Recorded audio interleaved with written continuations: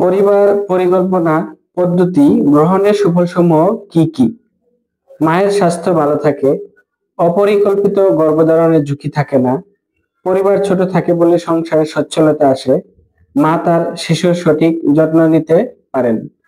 পরিবার পরিকল্পনা পদ্ধতি সমূহ: স্থায়ী পদ্ধতি পুরুষদের জন্য এনএসবি, মহিলাদের জন্য টিউবেক্টমি। অস্থায়ী পদ্ধতি আইইউডি 10 বছর মেয়াদি, ইমপ্লান্ট 3 বছর মেয়াদি। দীর্ঘমেয়াদী পদ্ধতি 3 থেকে 5 বছর মেয়াদি ইমপ্লান্ট, 10 বছর মেয়াদি আইইউডি।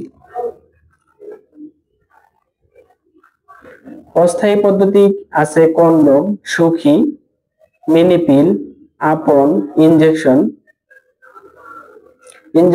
3 মাস মেয়াদি। বুকের দুধ খাওয়ানো নির্ভর পদ্ধতি ল্যাকটেশনাল অ্যামেনোরিয়া মেথড বা ল্যাম।